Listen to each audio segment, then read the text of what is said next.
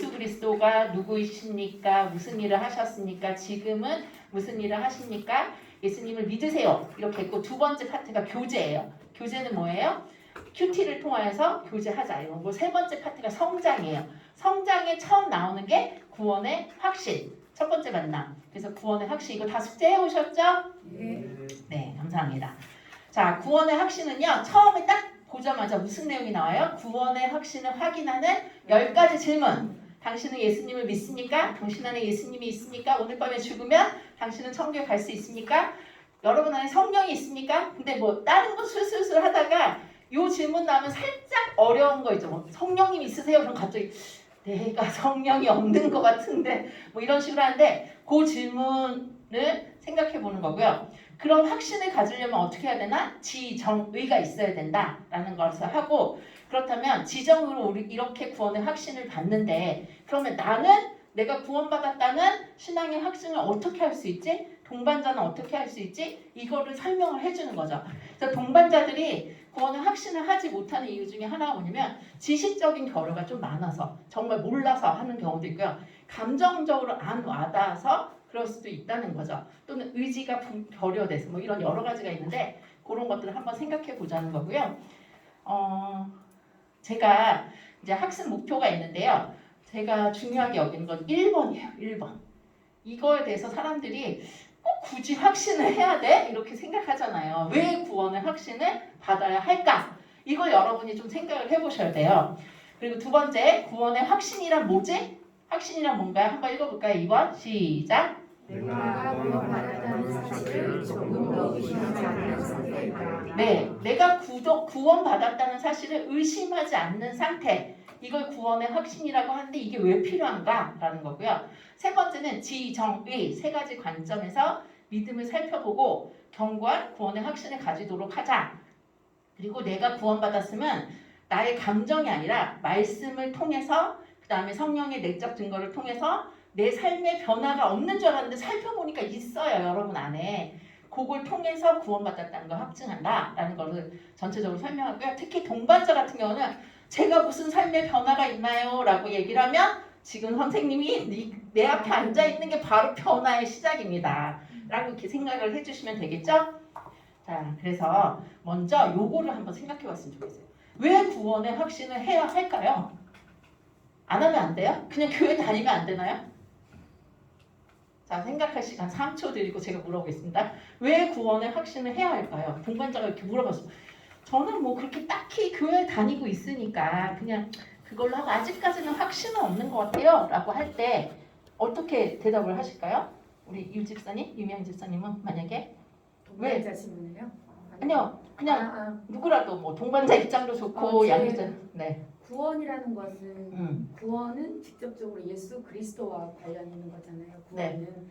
그래서 그 확신이라는 거는 내가 예수님을 믿는다는 그 증거이기 때문에 예. 믿는다는 증거이기 때문에 확신이 필요하다. 네. 네. 또 다른 분. 또 설명을 이번에는 이제 동반자가 좀 알아듣기 쉽게 대답을 해주신다면 우리 신상철 집사님. 생각하시면 짧아요. 네, 짧아요. 근데 우리 평소에 다 생각하던 건데 이거는. 네. 첫 번째 사망은 정해진 것이나 두 번째 사망도 정해진 것입니다. 그러나 그래서 사망에서 생명으로 구원되어지는 그 영생을 얻기 위해서는 반드시 영생을 얻기 위해서는 구원의 확신이 필요합니다. 네, 좋은 대답이긴 한데 동반자가 들어왔을 때는 어렵대요. 네, 하주사님 같으면 어떻게 설명하겠어요? 제가 지금 동반자라고 생각하고 있는 분이 있는데 네. 그분한테 주면 아니 구원이 확신이 없으면은 저를 포함하여 같이 와 있는 자체가 처음부터 허무하고 그냥 시간 낭비고 이런 거 아니겠습니까? 그래. 그러면 다 그냥 확신이 있으니까 뭔가 했기 때문에 그냥 한번 계속하면 자연적으로 확신이 올 거다고 또 우선 너무 조급하게 생각하지 말고 네. 지금 안 되면은 계속 이 우리 프로그램 따라가면 확신이 생긴다고. 네, 프로그램을 따라가다 보면 너는 확신이 생길 거야. 네, 좋습니다. 우리 조홍영 권사님 어떻게 대답하시겠어요? 저는 이 세상의 삶이 다 아니라고 말을 하고 이 세상의 삶이 아니니까 구원의 확신을 가져야 한다. 네, 좋습니다. 다 좋고요. 한번 이거를 나는 왜 구원의 확신을 가져야 되지? 꼭 가져야 되는 이유를 제가 예화를 들 테니까 이 예화를 잘 듣고 계시다가 꼭 설명을 해주셨으면 좋겠습니다. 자, 이 사람이요.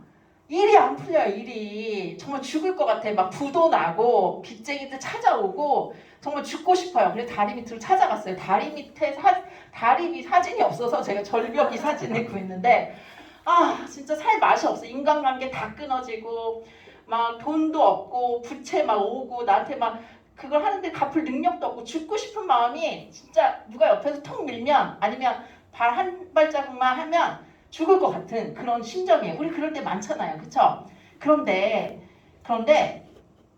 이 사람이 로또를 맞았는지 아니면 여기 뭐 얼마인지 아세요? 100억 원이에요. 100억 원. 이 부도 수표, 아니 100억 원이라는 그 수표가 있는데요. 10년 후에 이걸 받을 것 확정이 됐어요. 10년 후에 100억을 받을 예정이에요. 여러분이 만약에 그 다리 위 난간에 딱 섰어요. 너무 삶이 힘들어서. 근데 10년 후에 100억 원을 100% 준다는 걸 내가 이 통장이 있는데 그 10년 후에 줘요. 여러분 어떻게 하실 거예요? 죽으실 거예요? 안 죽어요. 뭐 여기서 또 그래도 나는 죽을 거야 뭐 이러시면 제가 할 말이 없는데 대부분의 사람들은 못 죽고 어떻게 해서든지 내가 버텨서 10년을 버텨서라도 그 100억 받으려고 노력하지 않을까요? 이게 그리스도인과 넌 크리스찬의 차이예요. 그 불신자들은요 어려운 상황이 올 때 맨 끝에 생각하는 게 뭐예요? 죽어야겠다. 이 모든 걸 종료할 수 있는 게 죽음이다 라고 생각을 하고 하잖아요. 구원의 확신을 꼭 가져야 되는 게 뭐냐면 나는 10년 후에 100억보다 더 큰 그것이 나에게 있다는 걸 알기 때문에 오늘 죽을 상황에서도 죽지 않을 소망을 가지게 된다는 거죠. 그렇기 때문에 구원의 확신이 반드시 필요해요. 또 뭐가 있냐면요. 이건 제가 실제로 본 건데요. 세상에 이런 일이 아시죠? 이 속에 어떤 할머니가 이만한 보따리를 갖고 다니시는 거예요. 근데 이 보따리를 화장실에 갈 때, 밥 먹을 때, 잠잘 때 절대 놓지를 않아요. 그래가지고 이제 그 취재진이 찾아왔어요. 그래서 아 할머니 좀 무거워 보이는데 제가 안 된다고. 그러면서 걔를 이렇게 꼭 껴안고 잠잘 때도 베개로 하고 완전히 난리가 난 거예요. 그래서 도대체 할머니 이 안에 뭐가 들었어요? 그렇게 이제 물어봤죠. 그런데 이 할머니가 너무 가난하세요. 그래가지고서는 집에 쌀도 없어가지고서는 그 구청 같은 데 가서 농산물에서 가서 뭐 받아 먹고 막 이렇게 하시는데 너무 가난하신 거예요. 그래서 할머니 이 안에 뭐가 들었어요? 했더니 할머니가 아무도 안 보여주는데 이제 방송국에서 왔으니까 딱 펼쳤어요. 거기에 현금 돈이 가득 있는 거예요. 진짜 실화예요, 실화. 저는 봤어요, 이 드라마를, 그 다큐를 봤는데 뭐였냐면 처음에는 이제 한 뭐 10,000원, 20,000원, 30,000원 이렇게 벌잖아요. 그래서 은행에 갖다 놓기도 그렇고 그러니까 이불 밑에 그 구두장 같은 데다가 몰래 숨겨놓은 거예요. 그러다가 이거 점점 많아지니까 어디 놀 데가 없는 거예요. 그 집에다 놓으면 누가 이렇게 훔쳐갈 것 같고 그러니까 아예 그래. 맨 처음에 배에다 복대를 해가지고 이렇게 갖고 다녔대요. 그러다가 점점 많아지니까 보따리가 된 거야. 그러니까 이거를 생명처럼 끌고 다닌 거예요. 그래서 어디를 가든지 이를 놓질 않아. 근데 그러니까는 그 방송국에 있는 사람이 할머니 이거 은행에다 놓고 은행에서 조금씩 필요한 대로 쓰시면 된다는데 몰랐던 거예요. 진짜로. 그래서 세상에 이런 일이 나왔어요. 구원의 확신이 왜 필요하냐면요. 우리가 얼마나 풍성한 삶을 살고 있는지 얼마나 하나님이 우리를 돌보시고 보호하시고 공급하시는지 그거를 모른 채로 사는 거죠. 내가 지금 이만큼 가지고 있어. 막 10억을 가지고 있는데도 이걸 쓸 줄을 몰라. 그냥 가지고 있다는 것으로 끝난다는 거죠. 구원의 확신을 가진 사람은 하나님이 나를 돌보시고 보호하시고 공급하시고 이걸 알고 있기 때문에 구원의 확신을 갖는 게 너무나 중요하다는 거죠. 제가 전에도 말씀드렸지만 이슬람 사람들은 구원의 확신이 있어요, 없어요? 당신 오늘 죽으면 천국 갈 수 있어요? 이렇게 물어보면 뭐라고 그런다고 그러죠? 인샬라. 못 들어보셨나? 신의 뜻대로, 알라의 뜻대로 됩니다. 이 사람들 늘 불안해요. 내가 구원 받을지 안 받을지 거기 가봐야지 아는 거예요. 그러니까 늘 선행을 쌓으려고 노력을 하고 내가 만약에 잘못 악행을 쌓으면 하나 못 갈지도 몰라. 이런 거. 그 다음에 그 사람들이 전 국민이 하루에 3번인가 5번을 그 기도를 하잖아요. 그 기도에 참여할 수밖에 없는 게 그 참여를 하지 않으면 난 구원 안 받을 수도 있으니까. 근데 거기에 또 참여했다고 해서 100% 또 구원받는 건 아니에요. 그 사람들이 최고의 구원받을 수 있는 딱 한 가지 방법. 이게 다른 거는 불확실한데 요거 하나는 확실한 게 뭔지 아세요? 자살 특공대. 알라와 알라의 나라 그 성전이라고 그래서 거룩한 전쟁이라고 해서 그 이슬람이 다 전쟁하는 그런 것들에 전쟁터에서 자살 특공대로 가면 100% 천국 가는 길이에요. 그래서 은근히 굉장히 많아요. 그 젊은이들이 자살 특공대. 얼마나 무서워요. 근데 그 사람들은 천국에 대한 소망을 가지고 있으니까. 근데 그들의 천국은 어떤 천국이냐면 72명의 세상에서는 볼 수 없는 글래머러스한 처녀들이 72명이 나를 맞이하고 이슬람은 술을 못 먹거든요. 근데 천국에 가면 술을 마음껏 먹을 수 있고요.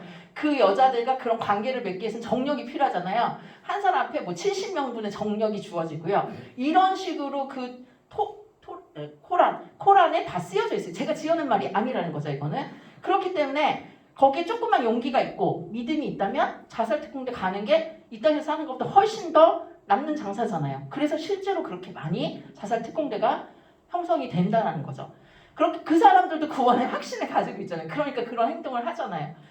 정말 우리가 진리 안에서 서 있으면 우리가 얼마나 풍요하고 부유로운 삶을 살 수 있는지, 내가 가장 죽을 것 같은 그때에도 죽지 못하는 천국 소망을 가질 수 있는, 내 안에 10억, 100억보다 더 많은 존귀한 것들이 내 안에 있다는 걸 알면, 구원의 확신을 가지면 이 세상을 살 때 너무 우울하고 힘들게 사는 게 아니라 얼마나 기쁘고 어떤 상황에서도 어떤 형편 가운데서도 하나님을 찬양하는 삶을 살 수 있잖아요. 그렇기 때문에 구원의 확신을 갖는 게 중요하다는 거죠. 이해가 되시죠? 네. 자, 그리고 또 성경에 그래 너네 뭐 구원 가질 수도 있고 안 가질 수도 있지 이렇게 얘기하지 않고요. 고린도 후서 13장 5절에 굉장히 분명하게 얘기를 하고 있어요. 한번 읽어보실까요? 시작. 너희는 믿음 안에 있는가? 너희 자신을 시험하고 너희 자신을 확증하라. 예수 그리스도께서 너희 안에 계신 줄을 너희가 스스로 알지 못하느냐? 그렇지 않으면 너희는 버림받은 자니라. 여러분, 어떤 아이가 저를 엄마라고 부르는데 우리 애들이겠죠. 근데 그 아이가 나를 엄마라고 부르는데 마음속으로 늘 의심을 하는 거예요. 진짜 엄마일까? 새엄마는 아닐까? 가짜 엄마는 아닐까? 막 이런 식으로 의심을 하기 시작하면 걔와 나와의 관계가 어때요? 엄마가 나를 때리는 거 보니까 또는 야 너 다리 밑에서 주워왔어 이런 얘기를 하니까 애가 막 짐 싸서 밖으로 나가. 그 어린 시절에는 그렇게 의심할 수 있죠. 엄마가 나를 때리는 거 보니까 우리 엄마 친엄마가 아닌 것 같아 이렇게 생각할 수 있어요. 그죠? 근데 제가 예전에 어떤 일이 있었냐면 저희 엄마가 저를 많이 혼을 내잖아요. 애기들을 다 혼을 내잖아요. 엄마 잔소리도 싫고 혼내는 게 너무 싫은 거예요. 그런데 엄마 친구가 놀러를 왔어요, 우리 집에. 근데 그 이모는 나를 얼마나 잘해주겠어요? 나를 혼내겠어요? 안 혼내겠어요? 안 혼내죠, 당연히. 너무 좋은 거야. 수경아 막 이러면서 그 이모가 너무 나를 잘해주고 먹을 것도 사주고 뭐 엄마한테 혼나면 괜찮아 막 이렇게 하는 거예요. 그런데 저는 기억이 안 나는데 우리 엄마가 나중에 이제 말씀하시는데 제가 그 이모한테 나는 우리 엄마보다 이모가 더 좋아요 이 얘기를 했다는 거예요. 우리 엄마 쇼크 먹고 20년 동안 항구하고 있다가 20년 후에 네가 나한테 어떻게 이럴 수가 있냐고 막 엄청 서운해하셨다는 그런 얘기를 듣는데 여러분 이게 신앙이 이렇게 흔들릴 때 이런 거예요. 세상이 더 좋으니까 세상이 저 하나님 우리 아빠 아닌 것 같아 막 이렇게 하면 우리 아버지 마음이 얼마나 가슴이 찢어지겠어요. 혼을 내는 건 나를 사랑하기 때문에 혼을 내는 거잖아요. 그렇기 때문에 믿음의 확신을 갖는다는 거는 굉장히 중요한 거죠. 내가 징계를 받을 때도 하나님이 나의 아버지이기 때문에 징계를 받는 건데 하나님은 없나 봐 아니면 하나님 나를 미워하나 봐 이렇게 얘기를 하는 건 너무나 미성숙한 거라는 거죠. 그렇기 때문에 우리가 구원의 확신을 가져야 할 이유가 내 감정이 아니라 어디에 있어요? 말씀에 근거에 있다는 것을 알 수가 있고 내가 확신을 해야 되겠죠. 엄마가 나를 혼냈으니까 이모가 엄마였었으면 좋겠어요. 이런 헛소리를 하면 안 된다는 거죠. 아시겠죠? 자, 구원의 확신 10가지를 하는데요. 1은 여자분이 읽으시고 2는 남자가 읽고 이렇게 번갈아 가면서 10가지를 한번 읽어보고 읽으면 안 읽은 쪽이 확신을 가지시면 아멘 하시고 확신이 없으시면 말하지 마세요. 아시겠죠? 아시겠죠? 우리 여자분이 먼저 읽고 남자분이 대답을 조그맣게 하지 마시고 큰 소리로 해보세요. 아시겠죠? 1번 읽어주세요. 시작. 당신은 예수를 믿습니까? 아멘. 안 들리는데? 다시 한번 질문 크게 해주세요. 당신은 예수를 믿습니까? 아멘. 군대 갔다 오셨죠? 아멘! 딱 이렇게 해주세요. 저보다도 작아요. 어떻게? 자, 2번 우리 형제님들이 읽어주세요. 예수 그리스도가 지금 당신 안에 계십니까? 아멘. 3번. 당신은 죄 용서를 받았다고 확신합니까? 아멘. 오, 좋습니다. 4번 우리 형제님들. 이제 하나님의 자녀가 되었습니까? 아멘.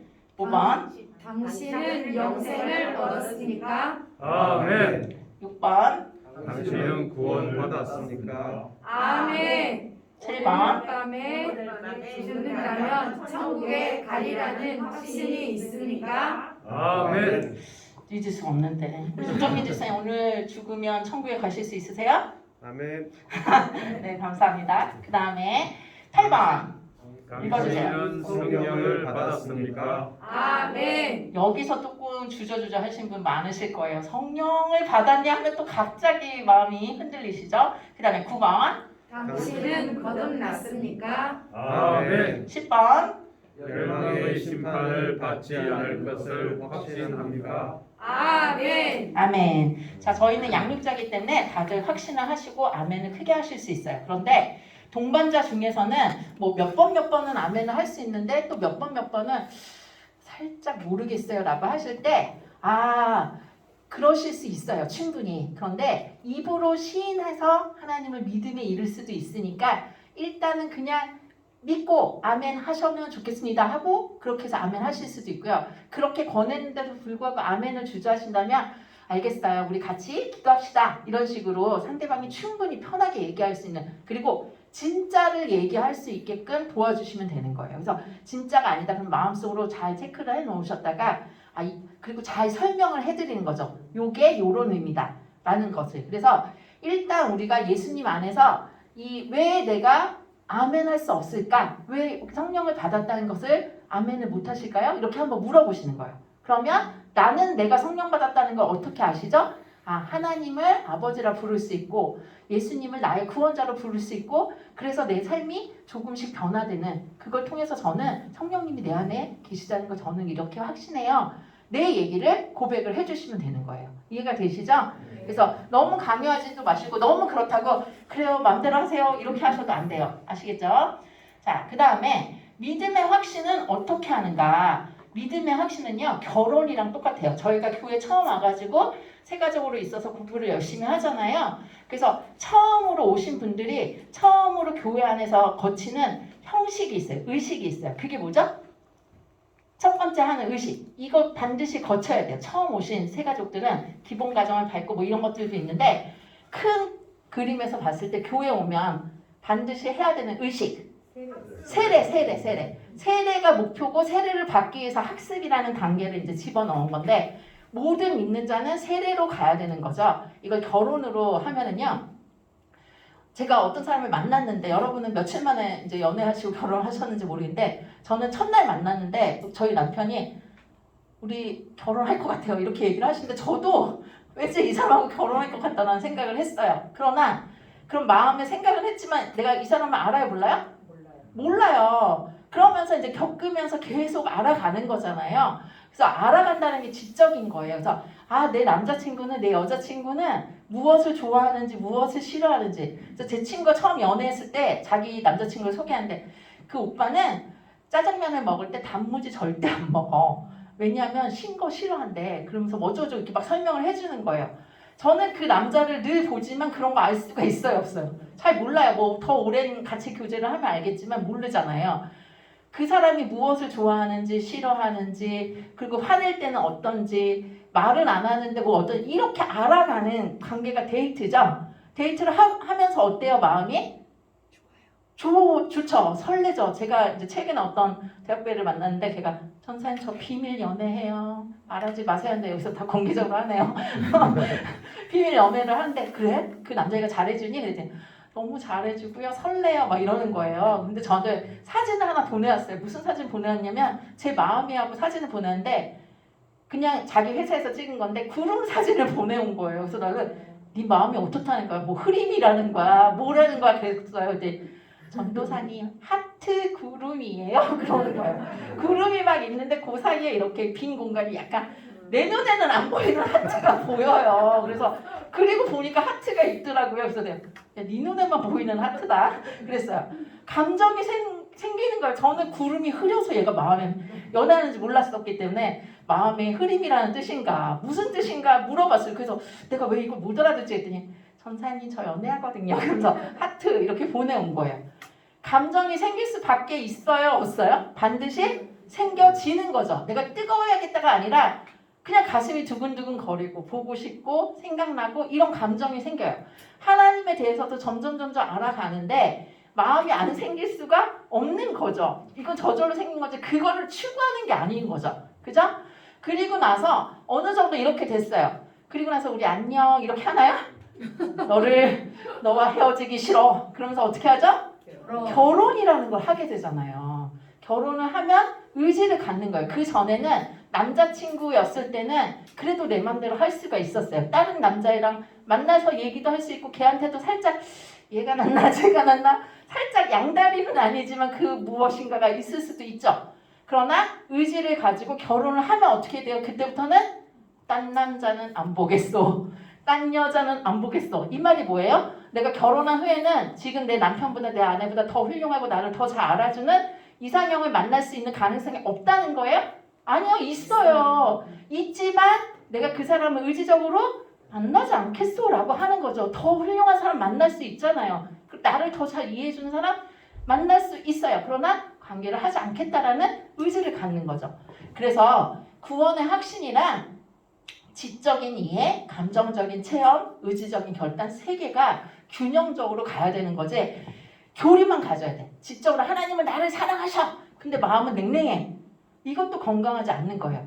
또는 하나님이 누군지 잘 몰라. 그런데 무슨 마커스니 이런 그 찬양 집회 가면 막 너무 뜨겁고 막 너무 좋고 막 눈물 좋고 막 사람도 너무 감동이 한데 끝나고 집에 가는 길에는 아 내가 콘서트 다녔나? 이런 느낌으로 그게 모르는 거야. 그래서 오르락 내리락 하는 그런 감정만 충만한 것도 건강하지 않아요. 또는 의지 아무것도 없고 나는 새벽기도 꼭 가긴 했어. 나는 주일 예배 빠지잖아. 아파 죽어도 나는 갈 거야. 막 이런 마음으로 가는데 사람들한테는 좋게 보이지만 내 마음에 기쁨도 없는 거예요. 뭐 이런 식으로 하는 것도 건강하지 않은 구원의 확인이라고 할 수 있죠.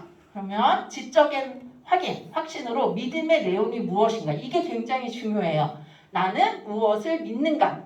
무엇으로 지적으로 알아야 되는가? 무엇일까요? 그게 우리가 지난 시간에 만남에서 배운 4가지 다 되겠죠. 예수님이 누구신지 그리고 그분이 나를 위해서 무엇을 하셨는지. 여러분 혹시 지금 한 1분 시간 드릴게요. 한번 거기다가 나는 내가 믿고 있는 거를 가장 간략하게 한번 써보세요.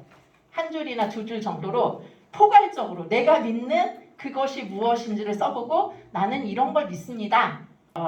그런데 그 교회가 건강한 교회들도 있지만 좀 약간 이상한 교회들도 있으니까 사도들이나 그 성경 그 복음을 전하는 제자들이 최소한 뭐 예를 들어서 세례를 받을 때 물속에 푹 빠져서 세례를 받을까 아니면 머리에다가 이렇게 해서 우리가 지금 우리는 세례잖아요. 근데 침례교는 완전 침례잖아요. 근데 요거 가지고 내가 세례 받은 사람은 천국에 가고 침례한 사람 천국에 안 가 이건 아니잖아요. 조금의 차이인 거잖아요. 그래서 서로 다를 수 있는 교리는 각자 할 수 있지만 적어도 이것만은 믿어야지만 우리가 하나님을 믿는 자라고 얘기할 수 있다라는 그 엑기스만 뽑아놓은 게 사도신경이에요. 아시죠? 사도신경을 우리나라 말에는 이제 명확하게 안 써 있는데요. 영어 성경을 보시면 영어로 되어 있는데 그 앞에 보시고 찬송가 앞에 보시면 영어로도 써 있잖아요. I believe in God. 그래서 하나님이 하신 일 중에서 제일 그 확실하게 나타나는 게 창조. 전능하사 천지를 창조하신 하나님 아버지를 내가 믿사오며 그 다음 2번째가 I believe in Jesus. 예수님이 동정녀 마리아에게 탄생하시고 죽으시고 부활하시고 승천하셨다는 그걸 나는 믿습니다. 그 다음 3번째가 I believe in Holy Spirit. 성령님을 믿습니다. 이렇게 3파트로 되어 있고 맨 마지막에는 성도의 삶에 대해서 이렇게 파트가 되어져 있는 게 사도신경인 거죠. 이해가 되시죠? 자, 우리 믿음의 내용은 최소한 이런 내용이 다 들어가야 되는 거 원래 다 알고 계시지만 조금씩 변형되어도 상관없습니다. 이거 한번 읽어볼게요. 믿음의 내용 시작. 사람으로 오신 완전한 하나님이신 죄 없으신 예수님께서 나의 죄를 대속하기 위해 십자가에서 죽으시고 3일 만에 부활하셔서 내게 영생을 주시고 통치하시고 다스리며 천국 소망을 주셨음을 나는 믿습니다. 이렇게 믿음의 내용이 바로 이거예요. 이거는 나의 감정하고 상관없어요. 이미 이루어진 일들이잖아요. 그쵸?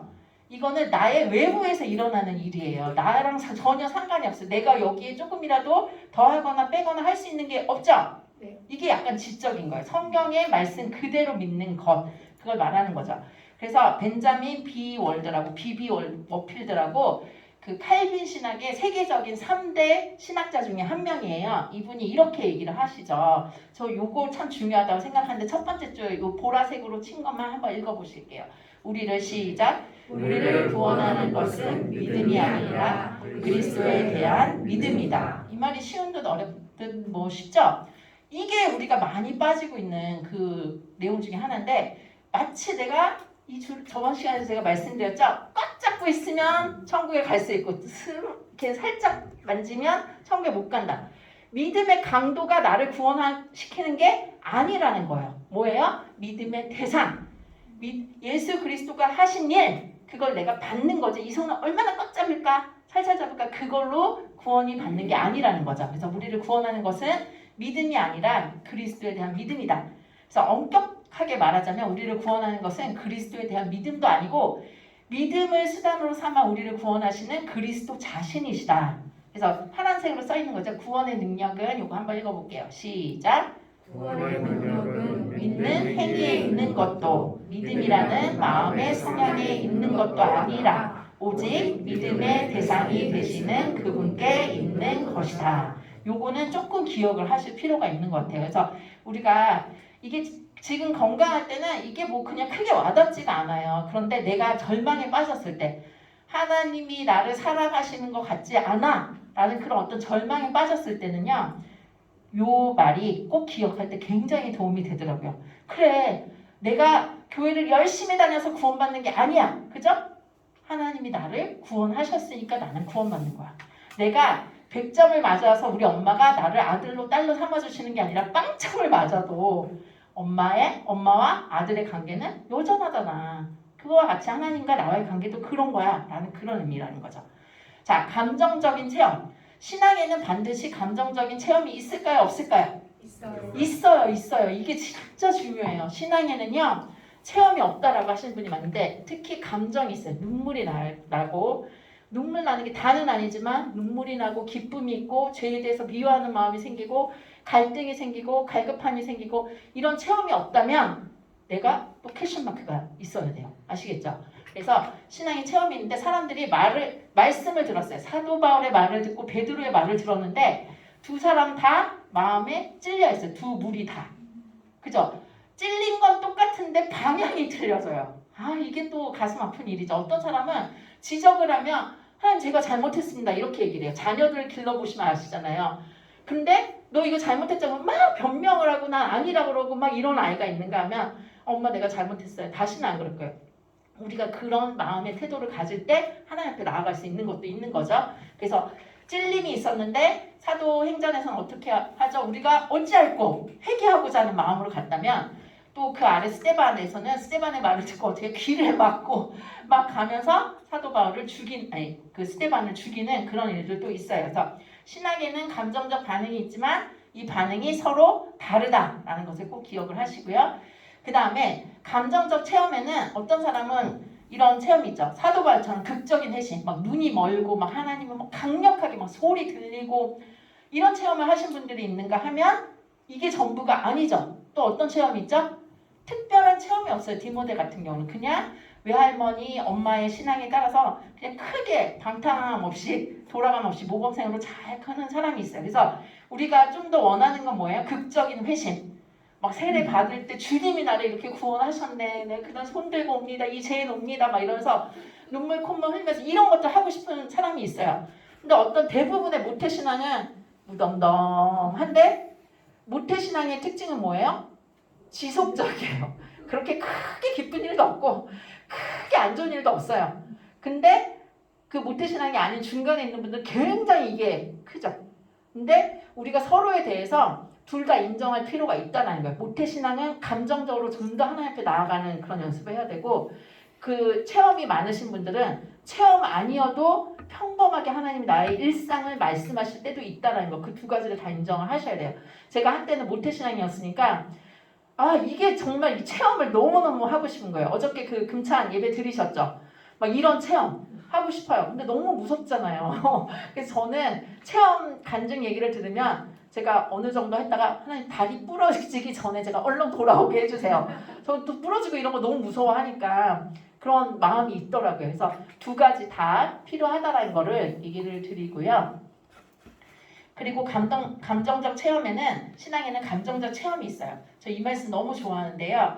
반드시 있어야 되는 것 중에 하나가 이건데요. 우리가 우리 자신을 점검할 때 나는 교회 와서 말씀을 들을 때 그렇게 기쁨이 없어. 그냥 습관에 따라서 예배를 드려. 자, 여기서 문제 하나 낼게요. 습관에 따라서 예배를 드려. 이거 좋은 건가요? 나쁜 건가요?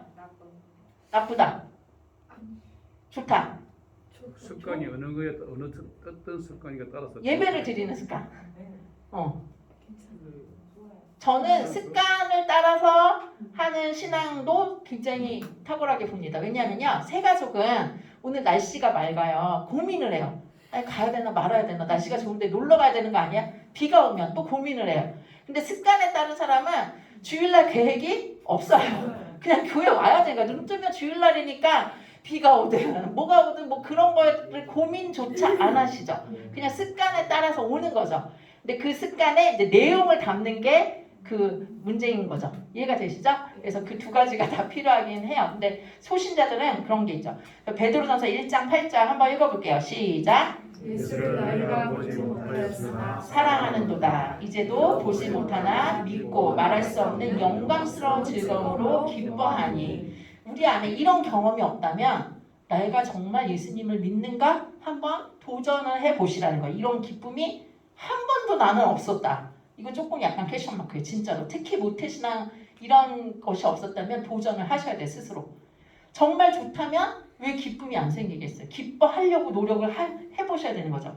또 시편 149편에도 이스라엘은 자기를 지으신 이로 말미암아 즐거워하며 그들의 왕으로 말미암아 즐거워할지어다 하고 감정적인 그 체험이 있다는 걸 말씀하고 있어요.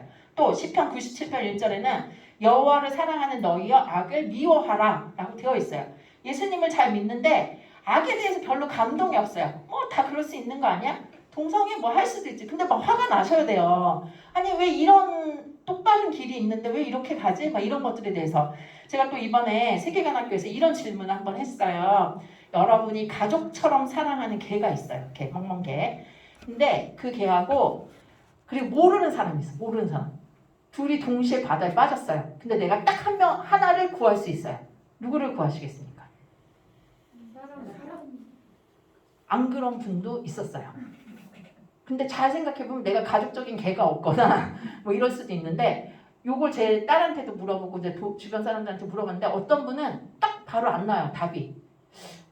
좀 약간 고민되는데 이런 분도 있고 어떤 분은 당연히 사람 구해야지 이렇게 하는 분도 있고 어떤 사람은 나는 그래도 개를 구하고 싶어요. 이런 사람도 있어요. 근데 어쨌든지 간에 이런 감정이 생긴다는 거. 감정은 바로 선택으로 간다라는 거죠. 그것을 기억을 하시고요. 여기서 우리가 또 한번 이제 요거를 짚고 넘어가야 되는 게 지식적인 구원. 이건 교리적인 거를 잘 알고 있는 거예요. 지식적으로 너무 잘 알고 있어요. 나는 괜찮아. 하나님이 한 번 구원한 사람 절대 버리지 않는다고 했잖아. 그러니까 내가 죄를 짓든 뭘 어떻게 하든 뭐야 상관없어. 그럼 뭐 언젠가 내가 또 돌아갈 거 아니야. 이렇게 지식적으로 굉장히 이런 믿음의 구원의 확신을 가지신 분이 실제로 되게 많아요. 어떤 분들이 이런 확신을 갖고 계신 줄 아세요? 저의 경험론적으로는 제가 청년부 애들 많이 했잖아요. 전화를 해요. 장결자, 특히 모태신앙 장결자나 이런 야 너 교회 좀 와야 되지 않겠냐? 막 이렇게 얘기를 하는데 저는 구원의 확신이 있습니다. 제가 언젠가는 돌아갈 건데요. 정말 그 장결자나 좀 신앙생활, 교회에서 눈에 보이는 신앙생활을 안 하는 친구들이 대부분 이 믿음이 굉장히 확실하게 있어요.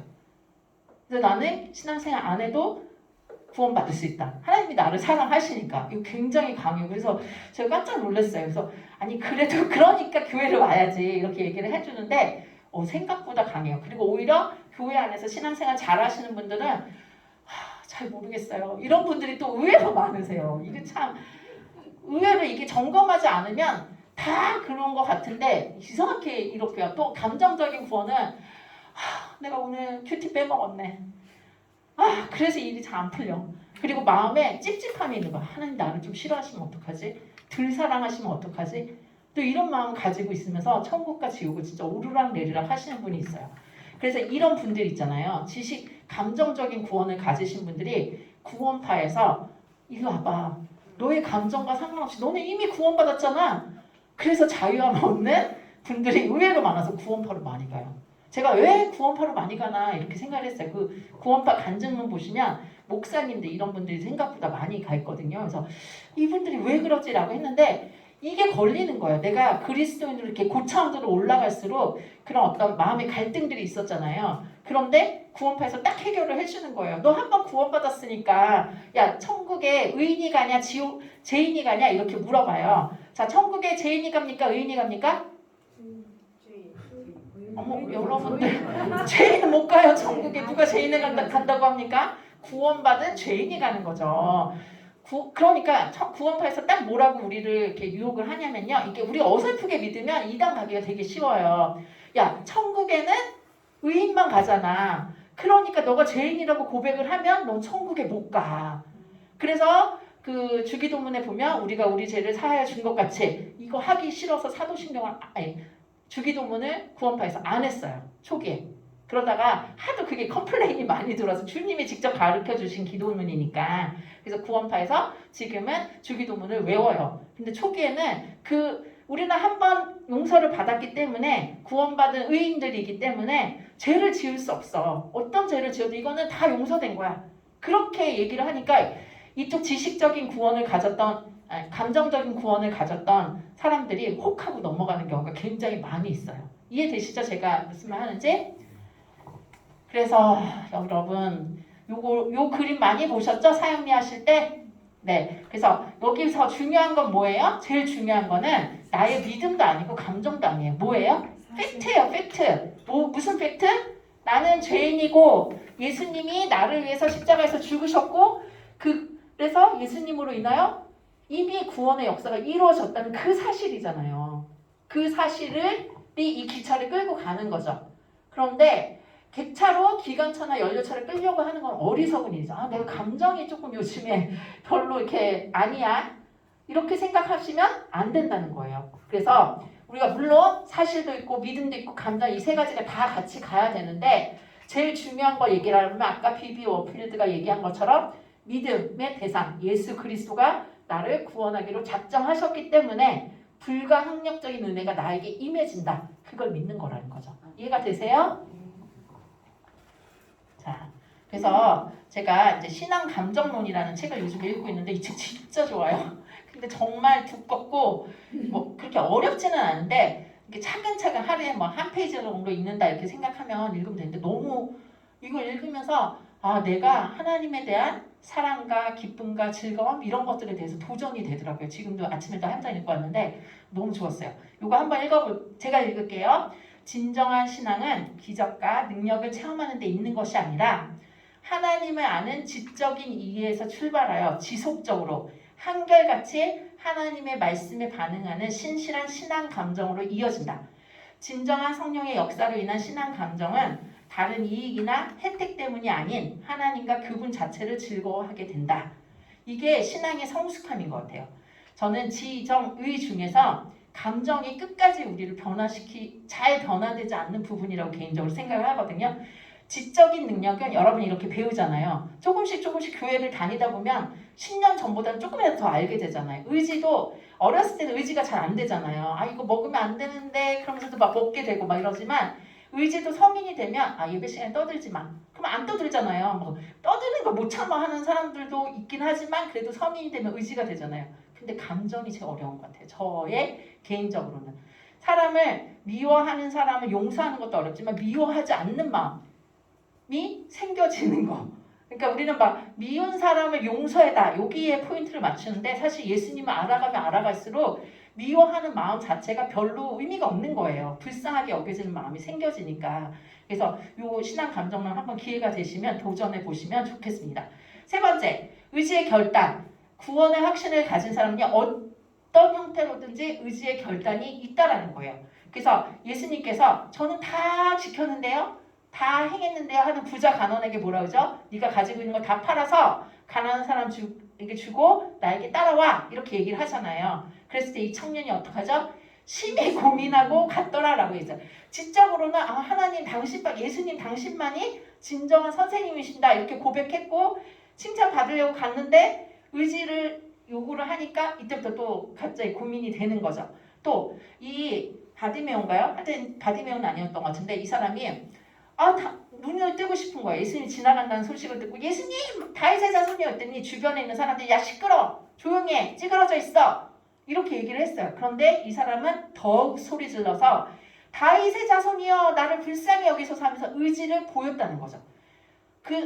이렇게 했을 때 그래 예수님이 알아서 나를 찾아주시겠지. 물론 이런 경우도 있지만 의지와 결단이 필요한 거죠. 의지적인 결단이 최고로 얘기한 사람은 삭개오 같아요.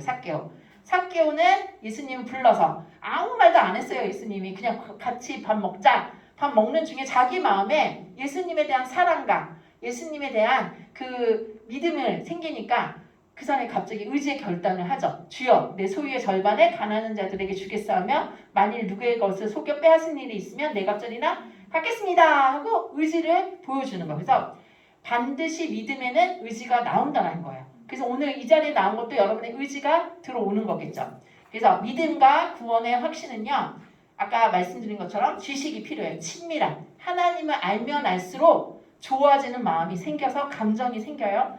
그리고 그로 인하여서 내가 하나님을 기쁘시게 하는 그 일을 할 거야 하는 노력이 반드시 생기는 거죠. 이 세 개가 균형적으로 갈 때 이것을 건강한 구원의 확신이라고 할 수가 있는 거예요. 아시겠죠? 그래서 믿음과 맹신의 차이를 또 말씀을 드리면 믿음과 맹신의 차이는 뭘까요? 비나이다 이쪽에서는 예수님 나 이거 꼭 좀 되게 해주세요 이렇게 기도할 수 있잖아요. 그죠? 믿음과 맹신의 차이 박윤아 집사님 본 거 같으세요? 네? 믿음과 맹신의 차이. 믿음 같은 맹신은 네. 어떻게 보면 이게 뭐라고 이 표현을 뭐라고 해야 되지? 네, 표현이 잘 안 되나요? 그쵸? 또 무조건적인 것 같아요. 맹신은 그냥 무조건적으로 이건 될 거다. 나는 거기에 시작하는 거고 믿음은 무조건적은 아닌 것 같아요. 네, 맞아요. 약간 비슷한 듯한 맹신은요. 일신 대상이 달라요. 맞아요. 또 행위에 의한 그냥 내가 얼마나 열심히 맞아요. 믿음과 맹신의 차이는 뭐냐면요. 대상이 틀려요.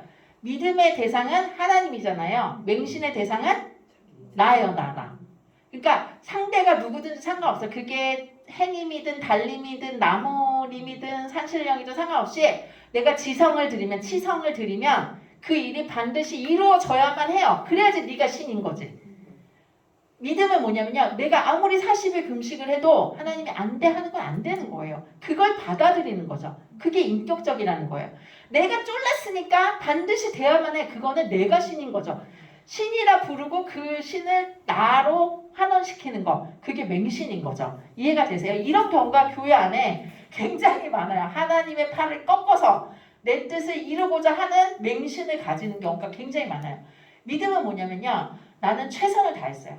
정말 최선을 다했어. 그런데 하나님이 이거 아니야 하면 하나님 아니군요. 내가 다른 길로 가야겠네. 그죠? 멈추라 할 때 멈추는 거. 나는 너무 가기 싫은데 가라 하면 가는 거예요. 이걸 그림으로 보여주는 게 뭐예요?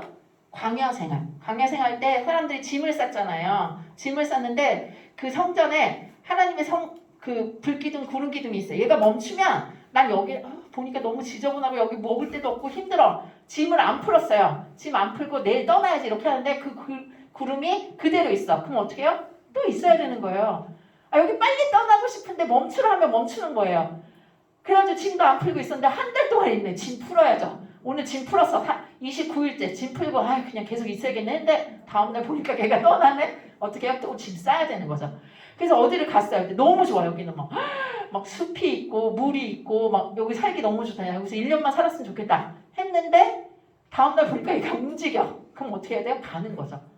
성령의 움직임에 따라서 멈추라 할 때 멈추고 가라 할 때 가는 거예요. 그게 인격적인 믿음인 거죠. 내가 중심이 아니라. 그래서 믿음과 맹신의 차이가 여기에 있어요. 그래서 믿음은 대상에 관심이 없어요. 가장 중요한 건 뭐예요? 내 소원. 믿음은 어떻게 해서든지 치성을 들여서 소원을 이루는 게 중요한 거죠. 그래서 천지신명께 비나이다 이렇게 얘기하죠. 천지신명이 누구예요? 그냥 아무거나 다 내 소원 이루어주는 게 그게 신인 거지. 그게 장대인 거지. 결국은 내가 신인 거죠. 그죠? 내가 목욕제기 새벽부터 해가지고 나를 괴롭혀가지고 그래서 내 뜻이 이루어진다면 그게 천지신명인 거죠. 믿음은 뭐예요? 지정의가 있는 믿음인 거예요. 암과 삶이 동일하게 가는 것. 축복과 심판의 말씀을 다 받아들이는 게 그게 진짜 믿음이라는 거죠. 그래서 여러분 구원받은 신앙의 확증. 내가 구원받았는지 나는 어떻게 할까? 이걸 정리를 해보시는 거죠. 여러분 어떻게 하세요? 내가 구원받았는지. 여러분 구원 받으셨죠? 네. 조정민 집사님 구원 받으셨나요? 네. 그거 어떻게 알아요? 느낌? 필? 어떻게 알아요? 여기서 대답하셔야 돼요. 내가 말씀을 통해서 하나님이 주신 말씀이 나한테 신앙이 하나님이 조정민 집사님 보고 내가 너를 사랑하고 너는 내 아들이다. 너를 내가 구원했어. 라고 얘기했기 때문에. 그죠? 네. 자, 우리 유명 집사님 구원받은 거 어떻게 하세요? 오늘 배웠던 그 사실 그 성경 말씀이 다 믿어지고 응. 내 마음속에 예수 그리스도가 사실인 게 느껴지고 그쵸? 그것이 내 삶이 그렇게 네. 사라지기를 소망하는 마음이 네.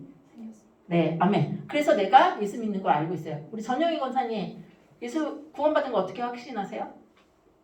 느낌? feel? 아니요, 말씀에서 의해서도 알 수가 있고 만물을 통해서도 알 수 있고. 네. 이렇게. 네. 그런 얘기를 동반자한테 해주세요. 내가 구원받은 거를 내가 어떻게 아는지. 그러니까 너에게 가르친 게 아니라 나는 이래서 내가 구원받았다는 거 알아. 사실 내가 낙심될 수가 있는데 성경을 읽었더니 내가 너를 위해서 죽었잖아. 내가 너를 사랑해. 이 말 보니까 난 그걸 믿어서 내가 내 감정과 상관없이 또는 막 하나님 생각하면 갑자기 너무 기분이 좋아지는 거예요. 하나님 내 아버지십니다. 나 너무 좋아요. 이런 감정이 생겨요. 그런 것들. 또 내가 의지적으로 하나님 앞에 나아가려고 노력하는 거야. 나 성경 꼭 읽어야지. 예배는 빠지지 말아야지. 누군가를 보면 그 사람 전도하고 싶은 마음이 생겨요. 이런 의지적인 게 생겨요. 그래서 내가 구원받은 거 알아요. 이렇게 얘기를 하시는 거죠. 이해되시죠? 네. 자, 그래서 첫 번째 이 책에서는 뭐라고 나오냐면 하나님의 말씀이 확증하고 있다. 그래서 나는 구원받아. 하나님이 나를 너는 거룩해. 너는 의로워. 나 의로울 거 하나도 없는데 너는 의롭다 칭해 주시니까 나는 복녀예요. 복 있는 여자예요. 복근이에요. 복의 근원이에요. 그래서 어떤 사람 이름이 진짜 복근이에요. 네. 그 장로님 아버님이 너는 복의 근원이 되어라. 그래서 복근이. 그 언니인가 동생은 복희. 희가 여자희. 그래서 너는 복의 여자다. 이렇게 해서 복희라고 이름을 지으신 거예요. 그냥 이름이 그러니까 그런 거예요. 이해가 되세요? 내 이름이 성도니까 나는 성도인 거예요. 내가 뭘 잘해서가 아니라. 하나님이 너는 내 신부야. 저는 신랑 대신 예수님 기다립니다. 그러니까 신부인 거죠. 너는 내 아들이야, 내 딸이야. 양자로 내가 입양했어. 그 입양했는지를 믿는 거죠. 그냥. 그죠? 그 다음에 그래서 요한일서 5장 13절 같이 읽어볼게요. 시작. 내가 하나님의 아들의 이름을 믿는 너희에게 이것을 쓰는 것은 너희로 하여금 너희에게 영생이 있음을 알게 하려니라. 너희에게 영생이 있어. 받았어? 아멘. 여러분 영생 받으셨어요? 아멘. 어떻게 알아요? 말씀에 이렇게 쓰여 있으니까. 여러분 이쪽 길로 가면 서울이래요. 아닌 것 같은데. 내가 한번 이거 아니잖아요. 서울이라고 하면 믿으시죠? 믿으시잖아요. 지명 써 있으면 믿잖아요. 이순신 장군이 신에게는 12척이 남아있나이다. 이거 본 적 있으세요? 들어본 적 있으세요? 어떻게 믿어요? 영화에서 나왔어요? 어떻게 알아요? 역사책에 써 있으니까. 그것도 믿는데 왜 이걸 못 믿어요? 믿음이라는 건 되게 생각보다 간단한 듯 또 어려운 듯 간단한 거. 그걸 말을 하는 거죠. 자, 또 성령의 내적 증거가 있어요. 감정이 있어요. 로마서 아까 전에도 감정, 예수님을 생각하면 기쁜 마음이 생기는 거죠. 로마서 8장 15절 16절 읽어볼게요. 시작. 너희는 다시 무서워하는 종의 영을 받지 아니하고 양자의 영을 받았으므로 우리가 아빠 아버지라고 부르짖느니라. 성령이 친히 우리의 영과 더불어 우리가 하나님의 자녀인 것을 증언하시니. 그러니까 이런 말씀을 통해서 내가 성령님이 내 안에 계시는구나. 내가 죄를 보면 싫어하는 마음이 생기고 하나님의 말씀을 들으면 기뻐하는 마음이 생기는구나. 여러분 예수님을 믿으면 두 가지 갈이 생겨요. 뭐냐면 첫 번째는 갈등이에요. 갈등. 예수님을 믿어가면 믿어갈수록 갈등이 생겨요. 옛날에는 괜찮았는데 지금 이거 해야 되나 말아야 되나 이게 죄일까 아닐까 이런 갈등이 생기고요. 또 하나 뭐가 생기냐면 갈급함이 생겨요. 무엇에 대한 갈급함? 하나님의 말씀에 대해서 갈급함. 공부를 해도 또 알고 싶은 마음이 들어요. 그래서 밤새 성경을 읽었는데 너무 재밌어서 읽는 거예요. 성경 통독 완독 올려야지. 어쩔 수 없이 읽는 그런 게 아니라 여러분 그런 경험 한번 해보셨으면 좋겠는데 저는 한번 해보고 그 뒤로 이제 요새는 좀 없는데요. 너무 그거 아시죠? 왜 소설책이나 이런 거 보는데 나는 한 1챕터만 읽으려고 그랬어요. 근데 너무 궁금한 거. 그 다음에 너무 궁금해가지고 꿀딱 밤을 샌죠. 요즘은 게임만 하려고 막 밤을 많이 새시는데 제가 옛날에 소설책을 좋아해서 막 그 로맨스 소설 읽다가 어떻게 될까 하다가 막 1시, 2시 자야 되는데 너무 재밌으니까. 근데 제가 성경책을 그렇게 읽어본 적이 있어요. 창세기를 읽었는데 그 다음에 어떻게 되는 거야? 너무 궁금한 거예요. 다 아는데도 너무 궁금한 거예요. 그 출에 진짜 밤을 꼴딱 새는데 이래서 내 입에 꿀송이부터 달구나. 여러분 성경은요 두 가지가 있어요. 금보다 귀하다는 거는 모든 사람이 다 알고 있어요. 그죠?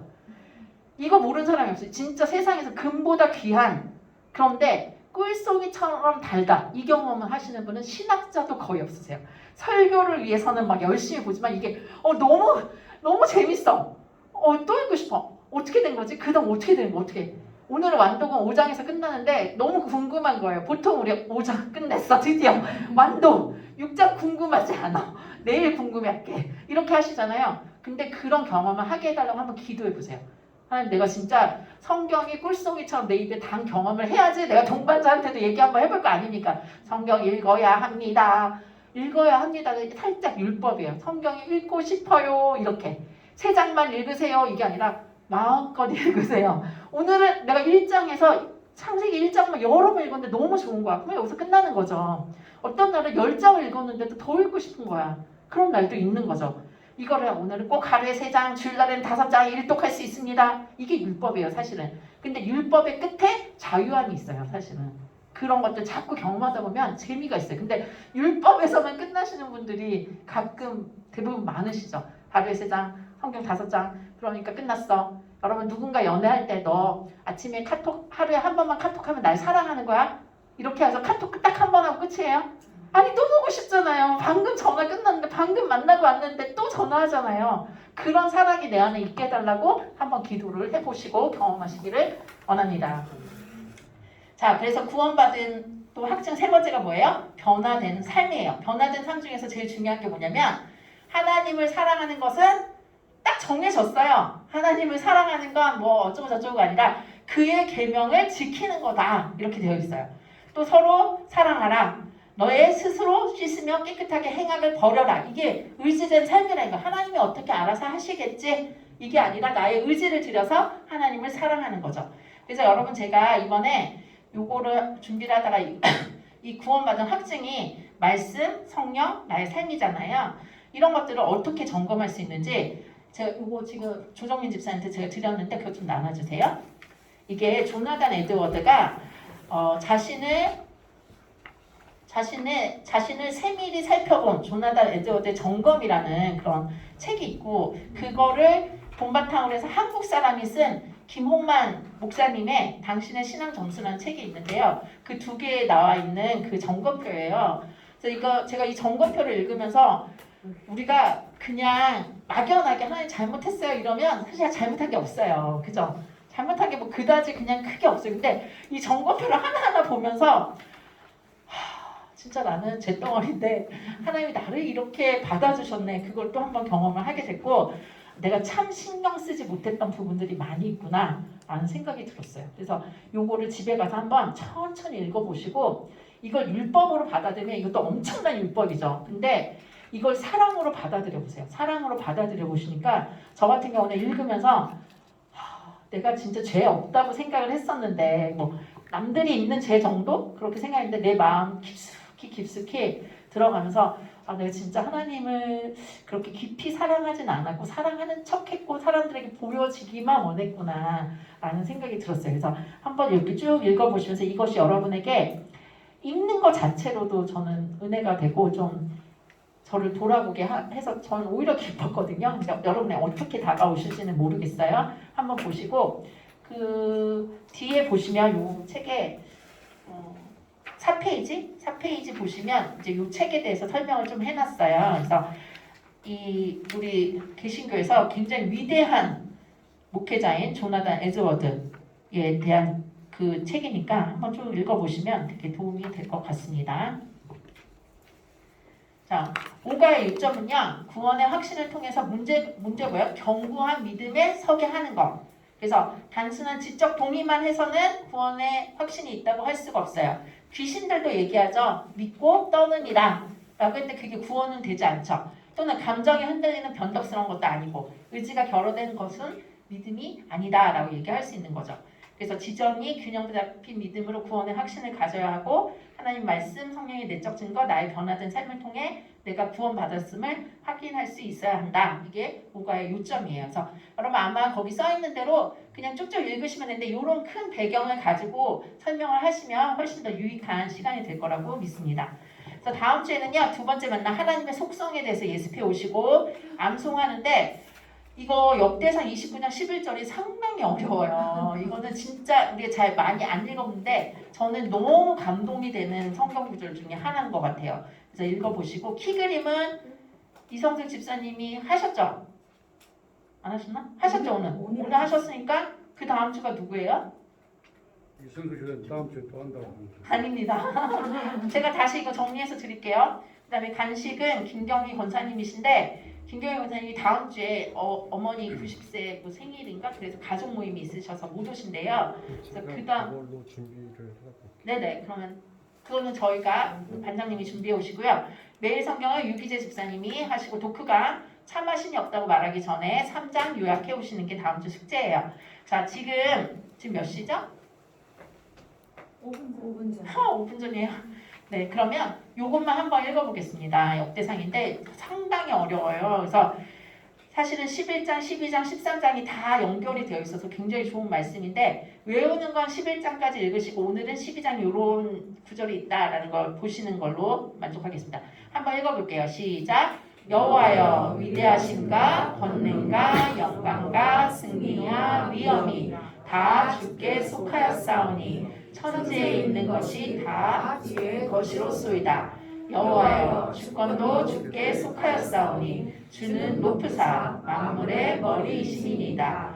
부와 기가 주께로 말미암고 또 주는 만물의 주제가 되사 손에 권세와 능력이 있사오니 모든 사람을 크게 하신가 강하게 하시니 주의 손에 있나이다. 아멘. 여기 중요한 게요. 내가 믿고 있는 하나님이 얼마나 위대하시고 우리가 그렇게 원하는 부귀, 영화, 권세 모든 것들이 하나님의 손 안에 있다라는 거. 그래서 하나님이 크게 하시고 강하게 하신다. 이걸 진짜 믿는다는 게 얼마나 중요한 것인지. 그래서 요거는 어려워요. 어려운데 저는 못 외웠어요. 그때 이번에 이제 외워보려고 도전하는데 한번 외우는 걸로 하겠습니다. 자, 지금 오늘은 뭐 발표는 안 하고요. 두 분씩 짝지어셔가지고 오늘 배운 내용에 대해서 요게 요점이고 요거 새롭게 알게 됐다든지 그거만 한 5분 정도 나누시는 시간을 가지도록 하겠습니다.